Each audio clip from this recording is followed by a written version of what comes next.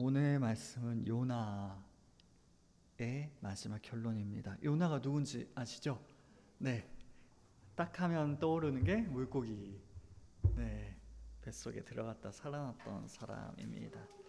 아미떼의 아들 요나라는 이름으로 요나인데요. 근데 이 요나는 참 특이하죠. 하나님 말씀을 정말 지지리도 안 들었던 선지자인데도 하나님의 말씀을 정말 듣지 않았던 그 요나의 모습을 우리는 살펴볼 수 있습니다. 그 요나의 마지막 결론이 바로 오늘 본문의 말씀인데요.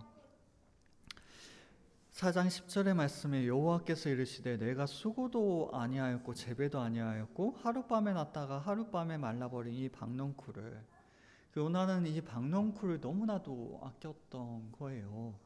그 이유는 이따가 설명을 드릴 텐데, 그 박넝쿨이 이제 그늘도 만들어주고 자신의 쉼터를 만들어 주었던 그 박넝쿨을 요나가 아끼는 모습을 보며 하나님께서는 하물며 이 큰 성읍 니느웨에는 좌우를 분별하지 못하는 자가 12만여 명이고 가축도 많이 있나니 내가 어찌 아끼지 아니하겠느냐라고 말씀하고 계십니다. 그 하찮은 박넝쿨도 너가 아꼈는데 12만여 명이나 있는, 또한 가축도 많은 니느웨를 하나님께서 아끼지 아니하시겠느냐라는 말씀을 하시며 이 요나는 마무리되고 있는 것이죠. 그래서 요나의 결론이 바로 이것입니다. 우리의 생각을 조금 바꿔야 될 것 같아요. 요나 하면 제일 먼저 떠올려야 되는 게 물고기가 아니라 내가 어찌 아끼지 아니하겠느냐가 떠올라야 되는 게 맞습니다. 바로 그러한 내용을 오늘 살펴보고자 합니다. 이 말씀을 통하여, 이 말씀 누구한테 하시는 거예요? 네, 우리한테, 나에게 하나님께서 내가 어찌 아끼지 아니하겠느냐. 누구를요? 우리를요, 나를, 그리고 하나님께서 사랑하시는 백성들을, 그 말씀을 기억할 수 있는 우리 모두가 될 수 있길 원합니다. 포기하지 않는 사랑은 언제나 우리를 감동시킵니다. 그토록 철없던 어린 시절 우리의 곁을 지켜주었던 그 친구들, 또한 인생의 많은 것들을 가르쳐 주셨던 그 선생님, 그리고 우리가 소중히 여기는 만큼이나, 그렇죠, 우리가 소중히 여기는 만큼이나 우리를 소중히 여겨주는 가족들, 그리고 그 가족들 중에서도 특별히 우리 부모님들, 우리를 믿어주고 기다려주었던 그 사랑은 우리를 감동시키기에 너무나도 충분하였습니다. 우리의 인생을 변화시키기에 부족함이 없었던 것이 바로 그분들의 사랑이었던 것이죠. 많은 사람이 필요한 건 아니었던 것 같습니다. 우리를 끝까지 포기하지 않았던 단 한 사람의 사랑이 바로 우리의 인생 전체를 변화시켜 왔던 것이죠. 받기만 했을 때는 그 사랑이 얼마나 귀한 것인지 잘 몰랐습니다. 하지만 이제는 받은 그것을 나누어 주어야 하는 자리에 서보니까 오히려 받았던 그 사랑이 얼마나 더 귀중하고 소중한 것인지를 알게 되는 것 같아요. 그리고 확신하게 됩니다. 우리가 받았던 그 사랑이 그렇게 귀중한 것을 알고 나니까 오히려 더 확신하게 되는 것 같아요. 포기하지 않는 그 사랑이 바로 한 영혼을 변화시킨다고 말입니다. 하나님께서는 바로 그러한 사랑을 우리에게 보여주셨습니다. 말로만 끝까지 사랑한다 말씀하지 않으셨습니다. 직접 행동으로 우리에게 찾아와 주셨으며 우리의 삶의 체험으로 언제나 역사하여 주셨습니다. 우리의 영혼을 소생하게 하신 그 구원을, 우리의 인생을 변화시키기에 충분한 그 사랑을 우리에게 나타내 보여주신 것이죠. 비록 우리는 다 양 같아서 그릇 행하여 각기 제 길로 갔지만, 언제나 불순종으로 일관하였지만 하나님께서는 절대로 우리를 포기하지 않으셨습니다. 그 사랑을 끝까지 우리들에게 부어주셨던 것이죠. 그로 말미암아 우리는 새로운 삶을 살아가게 되었습니다. 우리를 변화시키신 그 사랑으로 말미암아 우리는 이전과는 전혀 다른 삶을 살게 된 것이죠. 오늘 본문의 말씀 속에서도 포기하지 않는 하나님의 사랑이 나타나고 있습니다. 어떠한 죄인이라도 불쌍히 여기시며 회개한다면 언제든 구원하시는 하나님의 마음이 바로 담겨져 있는 것이죠. 미천한 우리들은 압도될 만한 그 크신 하나님의 사랑 앞에 서게 되는 것입니다. 오늘 본문의 말씀이 바로 그러합니다. 요나에 대해서는 따로 설명을 안 드려도 괜찮으시죠? 네, 그래도 큰 이야기는 다 알고 계시죠? 하나님께서 요나를 부르셨지만 요나는 도망가고 결국에 물에 빠져서 물고기 뱃속에 들어갔다가 살아나서 니느웨에 가서 너희들 멸망할 거야 외치고 이제 그 멸망을 지켜보다가 여기서부터는 잘 모르실 수도 있어요. 보통 니느웨 가서 외치는 걸로 끝나는 걸로 많이 기억하시는 분들이 계실 텐데 요나는 별로 니느웨가 회개하는 걸 원하지 않았어요.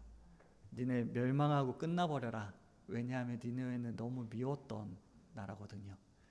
마치 우리나라 일제강점기에 겪었던 그 마음과 같이 너무나도 미워하는 사람들이었기 때문에 회개하기를 원하지 않았어요. 그래서 하나님께서 멸망시키신다는 그 말씀을 기억하고 기대하면서 기다립니다. 언제를요? 쟤네가 멸망하는 그 순간을요. 근데 어떻게 되죠? 니느웨는 회개하고 자복하며 하나님께로 돌아와요. 그럼 하나님께서는 어떻게 하시나요? 멸망시키시나요? 아니요. 하나님의 뜻은 멸망시키는 것에 있지 않습니다. 너희들 멸망할 거야 라는 경고를 듣고 돌아오는 것에 하나님의 뜻이 있어요. 하나님 멸망시키신다더니 왜 하나님 약속 안 지키세요? 이게 아니에요. 그 선포는 바로 회개하라는 경고가 들어져 있는 것입니다. 즉 하나님의 의도는 정말로 심판해서 없애버리는 것이 아니라 그 이야기를 듣고 돌아오도록 하는 것이 바로 하나님의 마음이었던 것이죠. 하지만 요나는 그 하나님의 마음을 몰랐겠어요. 선지자인데 싫었던 거죠. 그러지 않으셨으면 좋겠던 거죠. 하나님의 뜻보다 내 의견을 하나님께서 들어주시길 원해요. 그래서 어떻게 보면 시위하듯이 초막을 짓고 거기에서 하나님 나 기다리고 있으니까 빨리 멸망시키세요. 하나님 그렇게 말씀하셨잖아요. 라고 시위하고 있는 것입니다. 그때 하나님께서 너가 박농쿨도 아꼈는데 내가 어찌 아끼지 아니하겠느냐 라는 이야기를 하신 게 바로 요나의 큰 줄거리입니다. 그 속속들이 살펴보게 되면 우리가 생각하는 내용과 굉장히 많이 다른 부분들이 많이 있어요. 그래서 나중에 기회가 된다면 또 요나서를 차근차근 한번 살펴보면 좋을 것 같습니다. 그렇습니다. 요나서는 우리가 가장 잘 알고 있는 선지서 중에 하나예요. 선지자 그러면 너무나도 많이 있지만 그 중에 그래도 가장 잘 알고 있는 선지서가 바로 요나거든요. 요나가 물고기에 잡아먹혔다가 이제 3일 만에 나온 사건은 너무나도 재미있고 흥미있는 이야기이기 때문입니다. 그래서 우리가 어렸을 적에 유치부나 초등부 이럴 때에는 마치 전래동화 듣듯이 요나의 이야기를 많이 들어왔던 것이죠. 하지만 우리는 그러한 요나의 어떻게 보면 스토리에 너무나도 집중한 나머지 하나님께서 진정으로 우리에게 하시고자 하시는 말씀을 놓칠 때가 너무나도 많이 있습니다. 즉 요나의 이야기는 우리가 기억하고 있지만 그래서 그 이야기를 통하여 하나님께서 무엇을 말씀하고 싶으신가에 대해서 우리가 조금은 깜깜한 느낌이 들게 되는 거예요. 한 예로 어렸을 적에 요나 이야기, 저의 가장 큰 관심은 바로 큰 물고기에 있었습니다. 교회 학교 선생님께서는 그것이 고래라고 이야기해 주셨고요. 어린 마음에 성경도 확인해 보지도 않고 성경엔 고래가 있다라고 믿어 의심치 않고 생각해 왔어요. 그 옛날 성경 있잖아요. 지금은 개역 개정 성경을 우리가 보고 있지만 그 이전에 개역 한글 성경이었거든요. 그 개역 한글 성경에도 여전히 큰 물고기라고만 기록되어져 있거든요. 근데 저는 확신에 가까운 믿음을 가지고 성경의 고래가 요나를 삼켰다라고 생각을 했던 거예요. 그러다가 시간이 지나고 어떤 친구가 저에게 고래는 사람을 삼킬 수 없다는 충격적인 이야기를 해주었습니다. 알고 계셨나요? 네, 일반적으로 고래는 사람을 삼킬 수 없대요. 왜냐하면 고래는 입이 굉장히 큰데 입이 커서 사람을 이렇게 입안에 넣을 수는 있다고 하거든요. 근데 놀랍게도 목구멍이 너무나도 작다고 합니다. 보통은 한 사람 주먹 정도 크기 목구멍이 그렇대요. 그리고 좀 큰 걸 먹을 때는 한 15cm 직경. 그래서 사람을 먹더라도 입 안에는 담을 수 있지만 목구멍으로 넘길 수가 없다고 해요. 그래서 그 작은 목구멍으로 아주 작은 물고기나 아니면 플랑크톤을 주로 작은 새우라든지 그러한 것들을 섭취하며 살아가는 게 바로 고래라고 합니다. 그래서 만약 고래의 입속에 사람이 휘말려 들어가게 되면 어떻게 될까요? 사람도 놀라겠지만 고래가 더 깜짝 놀라서 뱉어낸다고 해요. 물론 입에 잘못 이렇게 다치면 다칠 수는 있겠지만 삼킬 수는 없는 게 일반적인 현상이라고 합니다. 그래서 그 친구는 이 사실을 이야기하면서 저한테 이야기하고 싶었던 게 뭐냐면 성경은 틀렸다라는 이야기를 저한테 주장하고 싶어 했어요. 이거 봐라, 고래는 사람 못 삼킨다. 그럼 요나 틀린 거 아니냐? 성경 틀렸지 않냐? 그러면 성경 전체를 믿을 수 없다가 그 친구가 하고 싶어하는 주장이었습니다. 하지만 성경에는 고래라고 기록되어 있어요? 아니에요? 네, 아니에요. 안타깝게도 아니에요. 물론 향유고래는 사람을 삼킬 수 있기까지 한다고 합니다. 물론 그게 고래일 수도 있지만 아닐 수도 있어요. 어떠한 물고기인지 모르는 것이 바로 성경의 기록입니다. 그럼에도 불구하고 그 친구도 그렇고 저도 그렇고 고래라고 믿어 의심치 않았기 때문에 이야기를 듣고 둘 다 혼란에 빠질 수밖에 없었던 것이죠. 성경은 그 물고기가 어떠한 물고기인지 별로 관심이 없습니다.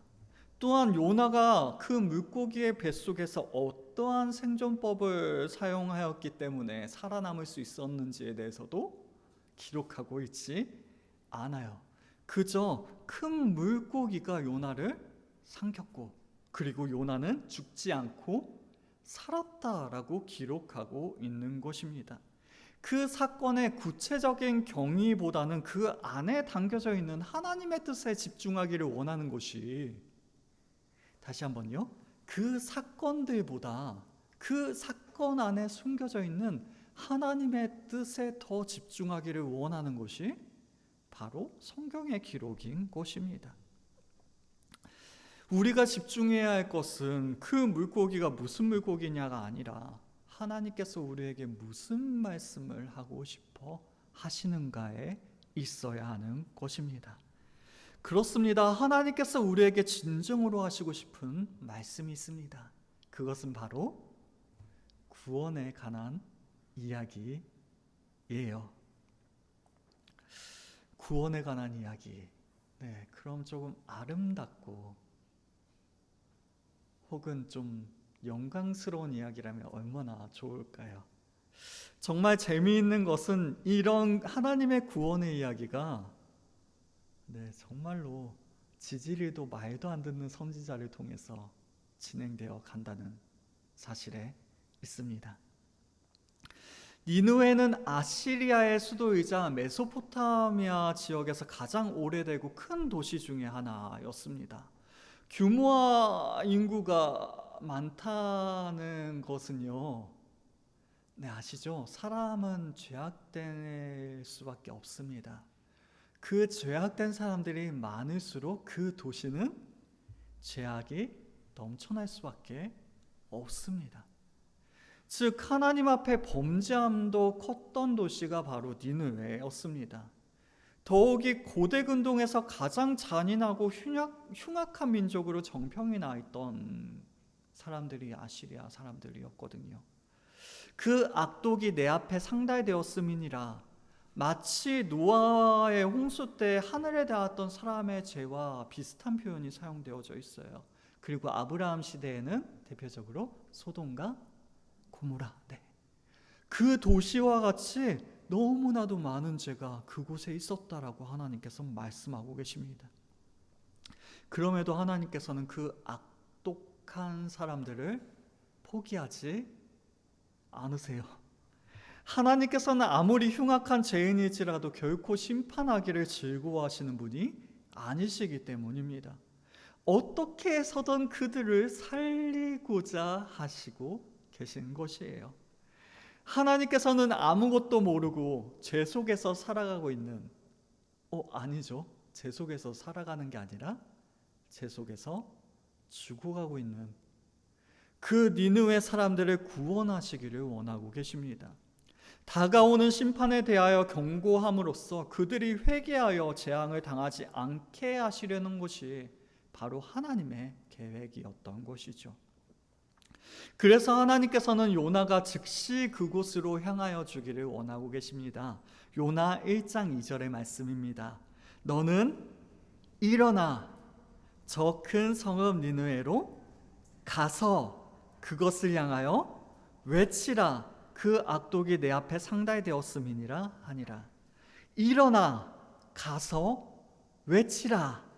명령문이 3번이나 등장하고 있는 것은 바로 하나님께서 니느웨가 처한 상황이 얼마나 위급하고 다급한 것인지를, 하나님께서 얼마나 그 일을 급하게 여기고 계신지를 나타내 보여주고 있습니다. 니느웨의 사람들은 마치 다시스로 가는 배 위에서 폭풍을 만났던 선원들과 비슷합니다. 얼마나 위급한지, 폭풍을 만난 배가 언제 침몰될지 모를 만큼 위태위태한 모습이 바로 니느웨의 모습이었던 것이죠. 하나님께서는 마음을 다해 요나에게 명령하십니다. 지금 즉시 가라. 지금 즉시 가라. 얼마나 급하셨는지 바로 가라 라고 말씀하고 계신 것이죠. 하지만 요나는 니느웨에 가서 말씀을 선언하라는 하나님의 명령을 순종하나요? 아니요, 거역합니다. 참으로 이상한 일이 아닐 수가 없습니다. 일반적으로 선지자는 죄인들을 주님께로 돌아오도록 하는 말씀을 선포하는 사람들이었습니다. 한 번만 더요. 선지자는 죄인들이 돌아오도록 하는 하나님의 말씀을 선포하는 사람들이었습니다. 하지만 요나는 여호와의 얼굴을 피하여 니느웨가 아닌 다시스로 도망하고 있습니다. 그냥 도망한 것이 아니라 여호와의 얼굴을 피하여 도망하였다라고 기록하고 있어요. 그 이야기가 뭔가요? 하나님을 피해 도망가고 있는 모습을 보여주고 있습니다. 왜 하필 다시스로 갔을까요? 그 시대 사람들의 생각으로는 땅의 끝이 다시스였어요. 땅 끝까지 도망하면 하나님께서 나를 못 찾으시겠지 라는 생각으로 도망하기 시작합니다. 다시스를 가기 위해서는 배를 타야 했어요. 니느웨는 육로로 가면 됐거든요. 근데 배를 타려면 그 시대에는 배가 막 그렇게 발달하지 않았기 때문에 비용이 많이 듭니다. 그래서 니느웨로 가는 비용에 비해서 거의 2배에 가까이 비용이 들었다고 해요. 지극정성이죠. 하나님을 피하는 일에 투자를 아끼지 않고 있습니다.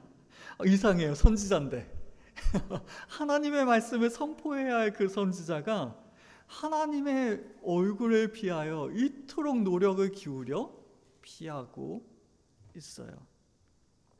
그 모습은 바로 하나님에 대한 의도적인 불순종을 표현하고 있습니다.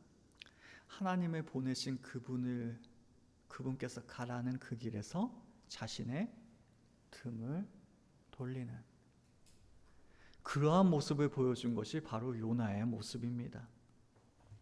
선지자인가요? 참 이상해요. 저는 어렸을 적에 요나가 되게 싫었거든요. 네, 좀 착한 아이 컴플렉스처럼 좀 순종하는 게 조금 저에겐 중요한 일이었기 때문에 그렇다고 항상 순종한 건 아니에요. 막 뒤로 말썽 다 부리고 그랬는데 그러다 보니까 요나가 막 이렇게 불순종하는 요나가 너무 내 눈에 거슬리는 거예요. 왜요? 나는 순종하려고 하는데 얘는 자기 마음대로 하는 거 보니까 부럽기도 하고 막 그런 시기와 질투가 들었던 거겠죠. 그래서 요나가 정말 싫었습니다. 하지만 나이가 들고 제가 어떤 사람인지 알아갈수록 요나가 저구나 싶어요. 네. 그래서 요나가 정말 우리의 모습을 적나라하게 보여주는 것이구나라는 걸 깨달아 알게 됩니다. 어떠한 모습이요? 의도적으로 하나님께 불순종하는 모습. 또한 요나는 죄인들의 불쌍히 여기는 선지자의 긍휼 또한 가지고 있지 않았습니다.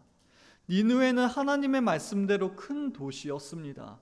성의 이곳저곳을 돌아보며 모든 사람들에게 하나님의 말씀을 전하기 위해선 3일을 돌아야 될 정도의 큰 성읍이었습니다. 하지만 요나는 고작 하루밖에 그 성을 돌지 않아요. 그것도 40일만 지나면 니느웨가 무너진다라는 내용만 이야기하고 있습니다. 요나 3장 4절의 말씀입니다. 요나가 그 성읍에 들어가서 하루 동안 다니며 외쳐 이르되 40일이 지나면 니느웨가 무너지리라 하였더니 40일이 지나면 니느웨가 무너지리라. 이것이 요나가 외친 전부입니다. 히브리어 원어로 따져보면 5단어밖에 되지 않아요. 5단어만 외치고 끝났어요. 선지자는 어떠한 사람이라고요? 하나님께로 돌아오도록 하는 말씀을 선포하는 사람이었습니다. 그러면 마땅히 회개하라라고 외쳤어야 해요. 40일이 지나면 니느웨가 무너지리라. 그러므로 너희는 회개하고 하나님께로 돌아오라라고 외쳤어야 합니다. 선지자라면 마땅히 말이죠. 하지만 요나는 그렇게 하지 않았습니다. 하나님께서 니느웨의 멸망을 사전에 알리라고 하신 것은 만일 그들이 회개하고 하나님을 찾는다면 용서하시겠다라는 것이 주된 이야기였음에도 말입니다. 요나가 이 사실에 대하여 회개하라라는 그 사실에 대하여 침묵한 것은 바로 니느웨 사람들이 회개하기를 요나는 원하지 않고 있었기 때문입니다. 오히려 요나는 니느웨 사람들이 자신의 말을 귀담아 듣지 않고 죄인들이니까 하나님의 말씀 당연히 듣지 않겠지? 라고 생각하며 그 말씀을 듣지 않음으로 말미암아 40일 후에 망하기를 바라고 있었습니다. 요나의 마음은 과거 민족적인 아픔을 겪었던 우리라면 충분히 추측해 볼 수 있습니다. 니느웨는 자신의 조국 이스라엘을 괴롭히던 아시리아의 수도였습니다. 만일 우리가 일제강점기에 살고 있었다면 국권을 강탈해간 이들의 도시에 찾아가서 하나님의 말씀을 선포하라는 하나님의 명령을 듣게 되었다면 분명 요나처럼 고뇌할 수밖에 없었을 것입니다. 그들이 회개하고 구원 얻기를 바라지 않았을 것이에요. 그것이 바로 요나의 마음이었던 것입니다. 선지자의 이토록 잘못된 바람에도 불구하고 니느웨 사람들은 그들에게 할애된 40일이 아니라 그 이야기를 듣는 즉시 회개하기 시작합니다. 그들은 마치 기다렸다는 듯이 요나의 메시지에 반응을 보이고 있었던 것입니다. 요나가 그들을 만나기도 전에 하나님께서 사전 작업을 하고 계셨나 봐요. 그래서 회개하라는 이야기도 하지 않았는데 어느샌가 그 하나님의 말씀이 그들의 마음을 움직이고 그리하여 회개의 자리로 나아가게 하였습니다. 이것은 하나님께서 니느웨를 준비하셨다고밖에 이야기할 수 없는 것이에요. 하지만 요나는 여전히 그렇지 않았습니다.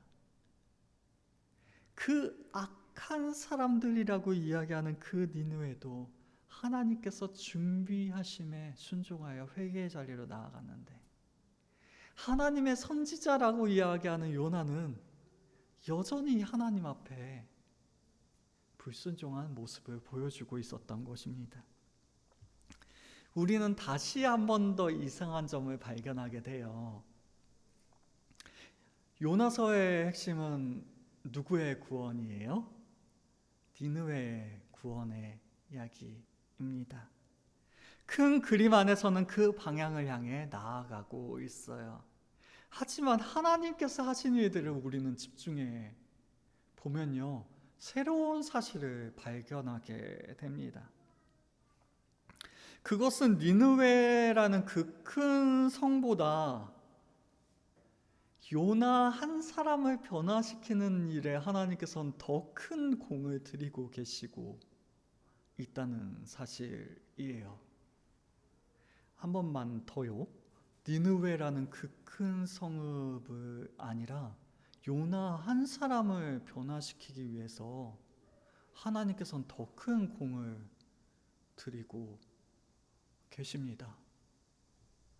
그토록 불순종하는 선지자라면 그냥 갈아치워버리면 될 것입니다. 순종 잘하는 다른 선지자를 세우면 그만인 것이죠. 구원의 큰 계획을 생각한다면 그것이 더 효율적이고 그것이 더 옳습니다. 그럼에도 하나님께서는 그러한 방법을 사용하지 않으십니다. 하나님께서는 끝까지 포기하지 않으시고 요나를 가르치고 계세요. 요나는 이방인들에게까지 베푸신 은혜에 대해서 불평하고 있지만 하나님께서는 요나 한 사람에게도 그 이방인들에게 베푸셨던 그 은혜와 동일한 은혜를 베풀고 계십니다. 니느웨를 준비시키셨던 그 하나님께서는 요나에게 동일하게 역사하고 계십니다. 그래서 요나서는요, 니느웨의 구원이 아니라 요나를 변화시키시는 하나님의 이야기라고 이야기할 수 있을 것 같아요. 이건 제 신앙의 고백입니다. 그거 아닙니다 라고 반박하시면 무조건 옳습니다. 네, 하나님의 얼굴을 피하여 다시스로 도망하는 요나의 모습에서 우리는 불순종에 상응하는 징계를 기대하게 됩니다. 하나님의 말씀에 불순종하는 것도 혼날 만한 일인데 요나는 어떻게 하고 있나요? 의도적으로 하나님의 말씀에 불순종해서 도망가고 있어요. 그 모습을 보면서 우리는 분명히 요나 하나님께 혼나겠구나라는 사실을 기대하게 되는 것이죠. 실제로 요나가 배를 타고 도망했을 때 만나게 된 것은 무엇이었나요? 폭풍우였어요. 네. 하지만 그 폭풍은 징계가 아니었습니다. 불순종한 사람에게 내려진 징계가 아니었어요. 우리는 때때로 생각하죠. 우리가 하나님 앞에 순종 못했을 때 우리가 당하게 되는 일들이 하나님의 징계다라고 말이죠. 예를 들어서 우리가 크게 교통사고를 당하거나 아니면 하는 그 사업이 어려움을 당하거나 그러할 때 우리가 하나님 앞에 불순종했기 때문에 하나님께 벌 받는구나라고 생각할 때가 너무나도 많습니다. 하지만 그 폭풍우는 징계가 아니에요. 하나님께서는 다시 명령하여도 순종할 요나가 아님을 알고 계셨습니다.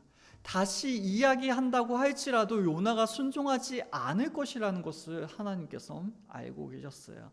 그래서 어떻게 하세요? 직접 말씀하시는 방법이 아니라 폭풍으로 말씀하기 시작하세요. 요나를 궁지로 몰아가고 계십니다. 반역하고 도망한 종을 버리지 않으시고 포기하지 않으시고 여전히 찾아오시는 하나님의 손길이 바로 뭐였어요? 폭풍이었어요. 하나님께서 포기하지 않고 찾아오셔서 보여주신 것이 폭풍이었습니다. 폭풍 좋은 거예요, 나쁜 거예요? 네.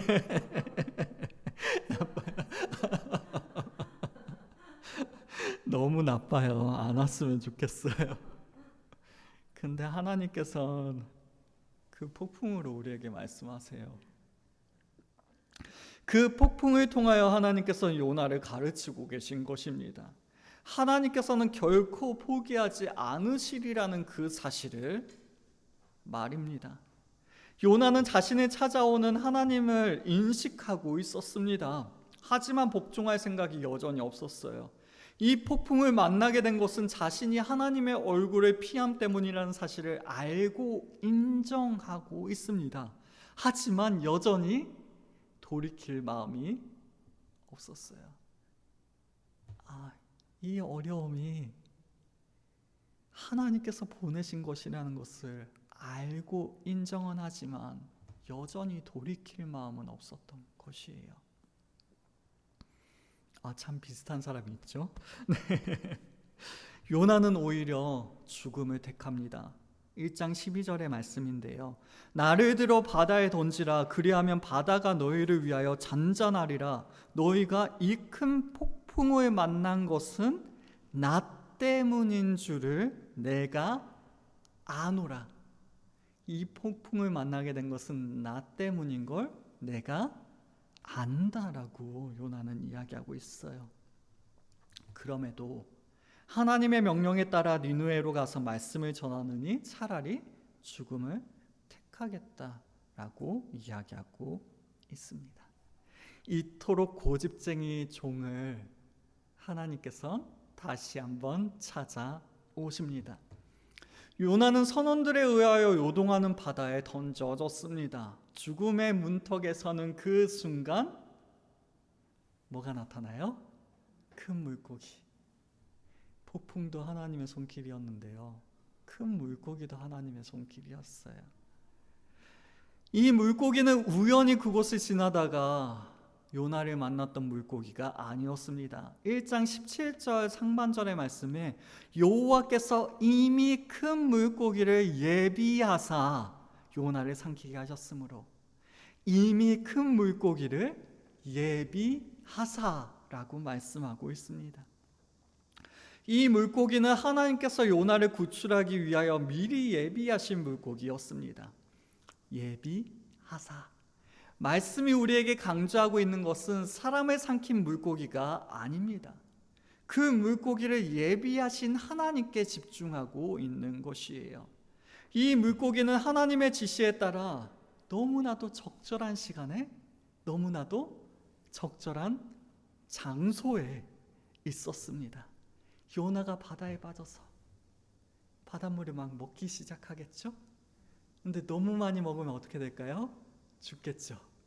너무 많이 먹기 그 전에 너무나도 적절한 그 시간에 물고기가 요나를 삼키도록 하셨습니다.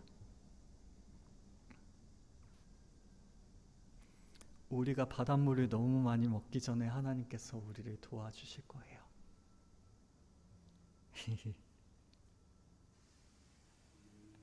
하나님께서는 절대로 우리가 죽도록 내버려 두지 않으십니다. 하나님께서는 물고기의 뱃속에서라도 요나를 가르치기를 원하십니다. 물고기 뱃속은요, 사람 살기에 좋을까요, 나쁠까요? 나빴겠죠. 네.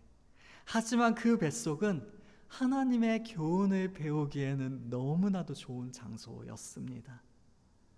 하나님께서는 포기하지 않고 그 깊은 바닷속까지 찾아와 주셨어요. 그 깊은 바닷속까지, 우리의 그 깊은 어려움 속까지도 하나님께서는 찾아와 주십니다. 하나님의 포기하지 않고 끝까지 찾아가는 사랑은 요나의 마음을 녹이기 시작합니다. 폭풍을 만났을 때 선장은요, 내 하나님께 구하라라고 이야기했어요. 또한 다른 선원들도 기도하는 모습에서 요나에게 기도를 요청하는 모습이 분명히 등장했거든요. 그럼에도 불구하고 하나님의 선지자라고 이야기하는 요나는 기도하지 않았습니다. 그 선지자가 드디어 하나님께 마음을 열기 시작한 것이에요. 2장 2절의 말씀입니다. 이르되 내가 받는 고난으로 말미암아 여호와께 불러 아뢰었더니 주께서 내게 대답하셨고 내가 스올의 뱃속에서 부르짖었더니 주께서 내 음성을 들으셨나이다. 사실 요나는 기도하지 않았던 것이라고 이야기할 수는 없을 것 같아요. 오히려 요나는요, 기도할 수 없었던 것이 맞습니다. 왜냐하면 자신이 하나님께로부터 도망하고 있었거든요. 하나님께로부터 도망하고 있는데 하나님께 응답을 받을 수 있을까요? 네, 그는 없다고 생각했던 거예요. 어차피 하나님의 응답을 받지 못할 것이라면 기도조차 할 수 없었던 것이죠. 그러한 요나가 마음을 열게 된 것은 바로 하나님께서 그에게 응답하셨다는 사실 때문이었습니다. 즉 요나가 감동했던 것은 물고기 때문이 아니라 하나님께서 나의 간구에 응답하셨다라는 것이 바로 그의 마음을 움직이고 있었던 것이에요. 요나는 폭풍 치는 배 위에서 차라리 죽기를 원했고 실제로 죽음 직전까지 도달하게 되었습니다. 하지만 하나님께서는 물고기로 응답하여 주셨습니다. 하나님께서는 그토록 불충한 종을 포기하지 않고 끝까지 찾아가셨습니다. 바로 그 사랑이 기도하지 않는 사람을 기도하는 사람으로 변화시키기 시작하였어요. 그렇다면 요나는 이제는 하나님의 마음을 알 법도 하죠. 하지만 요나는 어떻게 했어요? 아직도 하나님의 마음을 모르고 있는 것 같아요. 포기하지 않는 사랑으로 사랑하시는 분이 하나님이심에도 불구하고 여전히 그는 하나님을 신뢰하지 못하고 있습니다. 다른 사람에게 일어났던 일도 아니에요. 자신이 직접 체험하여 알게 된 사실이 바로 하나님께서는 포기하지 않으신다는 그 사실이었음에도 불구하고 그럼에도 어리석은 이 종은 여전히 깨닫지 못하고 있습니다.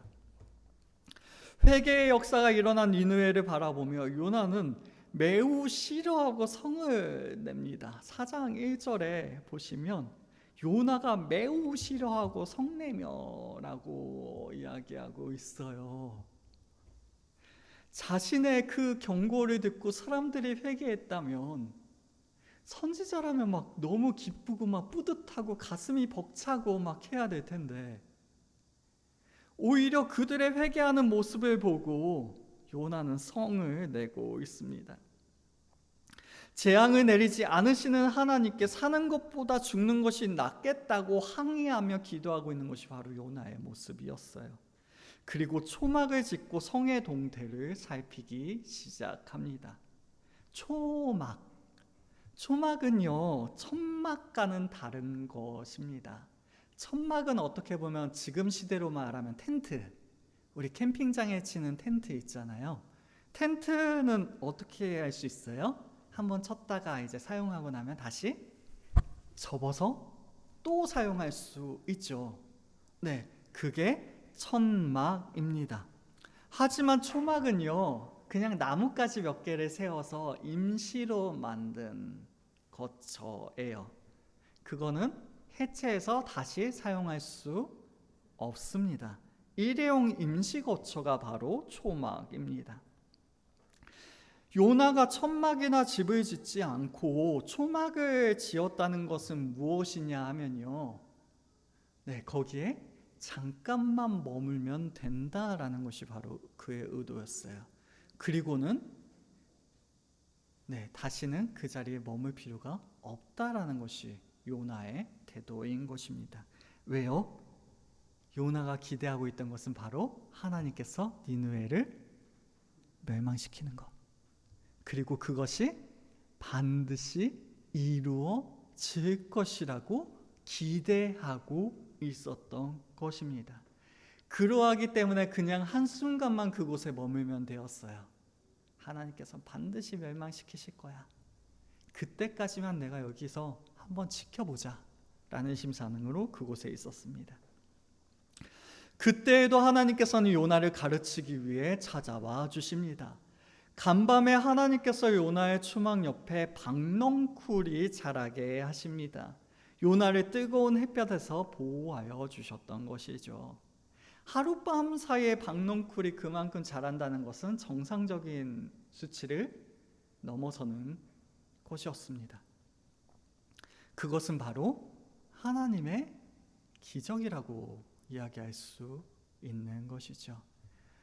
폭풍 그리고 큰 물고기에 비하면 박넝쿨의 기적은 너무나도 작아 보이나요?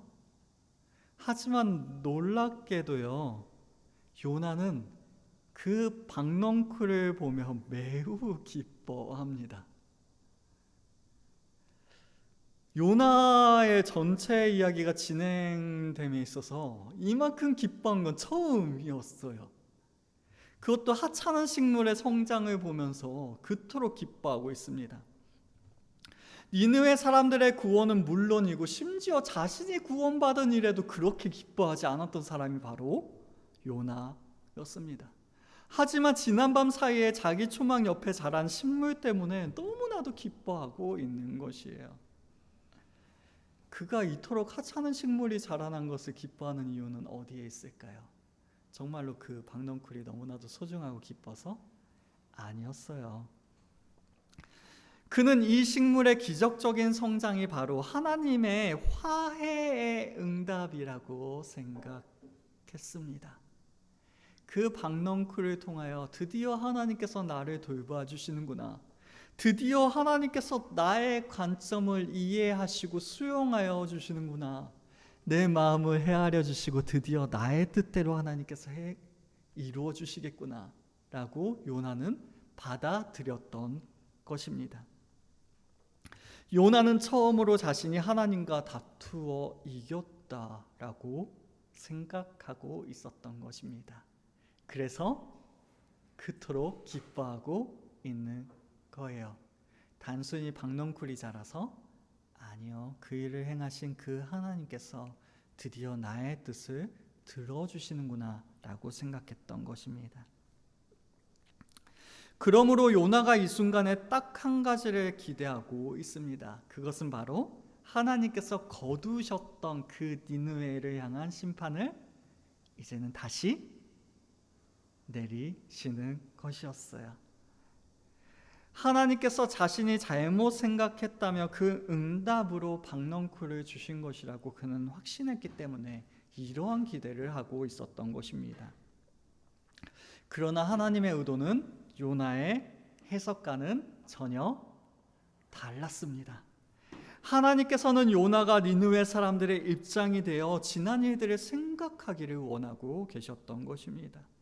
그러므로 요나가 하나님께서 니느웨에 행하여야 한다는 그 일을, 무엇이죠? 니느웨에 하나님께서 행하셔야 한다, 심판.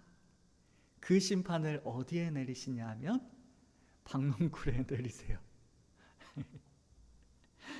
하나님의 심판이 내리기를 원하는 것은 니느웨였는데 자신이 그토록 사랑하고 아꼈던 박넝쿨에 하나님께서는 심판을 내리십니다. 벌레를 예비하사 그 박넝쿨을 갉아먹게 하셨던 것이에요. 넝쿨의 그늘을 잃은 요나의 반응은 하나님께서 기대하셨던 것과는 다릅니다. 그 넝쿨을 보면서 니느웨가 이렇게 멸망하면 안 되는 것이었구나 라고 깨닫고, 하나님 죄송합니다, 제가 잘못 생각했습니다 라고 고백하기를 원하는 것이 바로 하나님의 의도였는데, 요나는 하나님의 의도대로 여전히 행하고 있지 않아요. 요나는 이렇게 사느니 차라리 죽는 것이 더 낫습니다 라고 죽기를 원하고 있습니다. 이 정도면 병이죠. 네, 요나의 고질병입니다. 이 선지자는 자기 마음에 들지 않으면 일단 죽기를 원하고 있는 것이 바로 이 사람의 모습입니다. 우리는 1장에서 물에 빠져 죽을지언정 하나님께 기도하지 않겠노라 라고 거부하였던 요나를 만났습니다. 또한 4장에서 하나님께서 니느웨에 내리시겠다던 심판을 거두시자 차라리 죽여달라고 항의하였던 선지자를 보았습니다.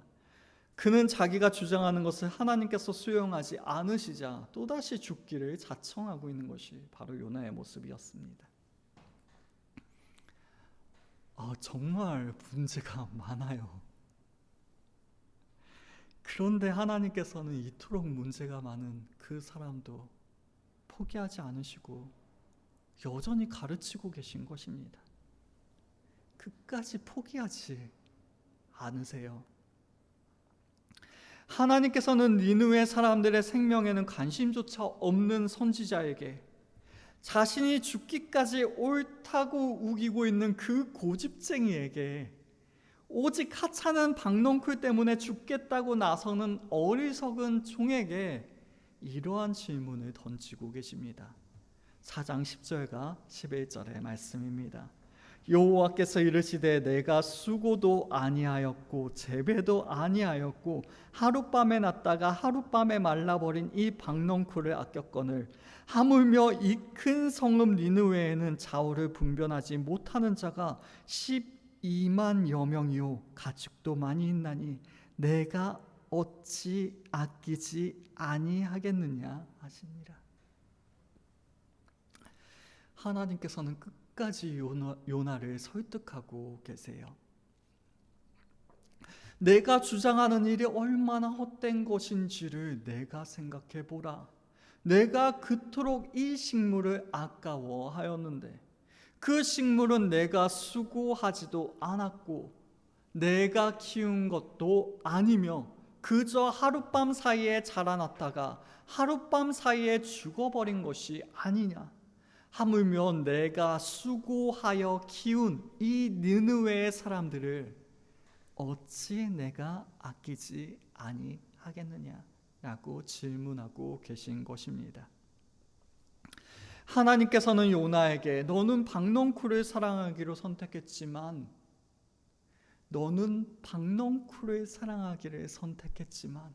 나는 박넝쿨이 아니라 사람을 선택하였다라고 말씀하고 계십니다.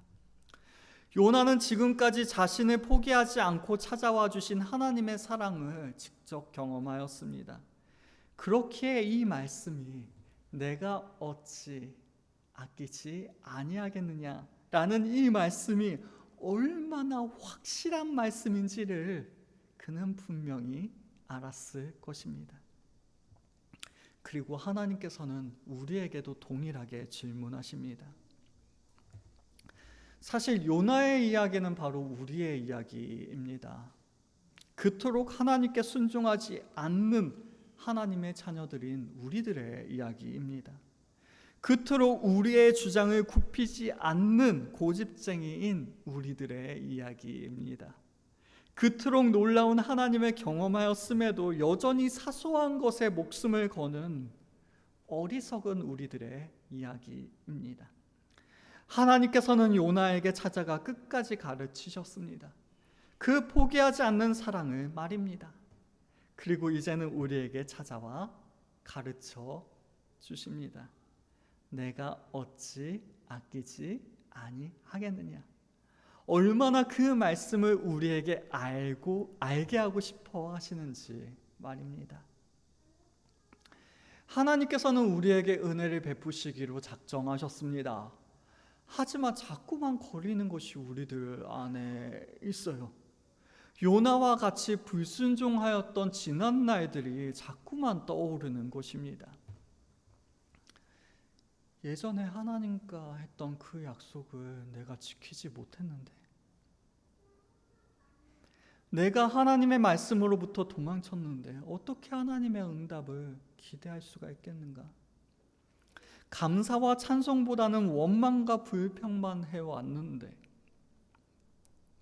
너무나도 많은 부끄러운 날들이 우리의 마음을 흔들어 놓는 것이에요. 그때 하나님께서는 우리들에게 말씀하십니다. 창조주인 내가 너희에게 자비와 긍휼을 베푸는 그 일에 인간인 너의 허락을 받아야 하는가? 하나님께서 은혜 베푸시기로 작정하신 그 일에 사람인 우리의 허락은 필요하지 않습니다. 하나님, 제가 하나님의 약속을 지키지 못했는데 어떻게 하나님의 축복을 누릴 수 있겠습니까? 아니에요. 우리의 허락은 필요하지 않습니다. 하나님께서 니느웨에 은혜를 베푸시기를 작정하셨습니다. 그것은 요나의 허락이 필요하지 않았습니다. 마찬가지입니다. 하나님께서는 우리에게 은혜를 베푸시고자 작정하셨습니다. 그 일은 우리의 허락이 필요하지 않습니다. 하나님께서는 우리들에게 베푸시고자 하시는 그 은혜를 반드시 베풀어 주실 것입니다. 그것이 바로 우리를 향한 말씀입니다. 사랑은 사람을 변화시킵니다. 하나님께서는 그 사랑을 우리들에게 가르치고 계신 것이에요. 내가 어찌 아끼지 아니하겠느냐? 내가 어찌 너에게 은혜를 베풀지 아니하겠느냐? 내가 어찌 너에게 구원을 선물하지 아니하겠느냐? 우리에게 말씀하고 계신 것입니다. 폭풍으로, 물고기로, 박넝쿨로 요나를 가르치셨던 그 하나님께서는 이제 요나를 통하여 우리를 가르치고 계십니다. 또한 우리의 경험으로, 또한 우리의 인생으로 우리를 가르치고 계십니다. 내가 어찌 아끼지 아니하겠느냐? 이 말씀이 우리의 마음 가운데 새겨지길 원합니다. 하나님의 마음이 우리가 어느 곳에 있든지, 심지어는 폭풍치는 배 위일지라도, 나아가 그토록 깊은 바닷속에 빠져 있을지라도, 또한 절망하고 낙심하고 있을지라도 그 모든 자리에 하나님께서는 반드시 우리를 찾아와 주십니다. 이 사실을 기억하시며 우리를 사랑하시는 그 사랑을, 우리를 아끼시는 그 하나님 아버지의 마음을 기억하여 우리의 모든 삶 속에서 그 하나님의 마음을 배우고 확신할 수 있는 우리, 그리하여 언제나 주님과 가까이 하는 우리 모두가 될 수 있기를 주님의 이름으로 축원합니다. 기도하시겠습니다.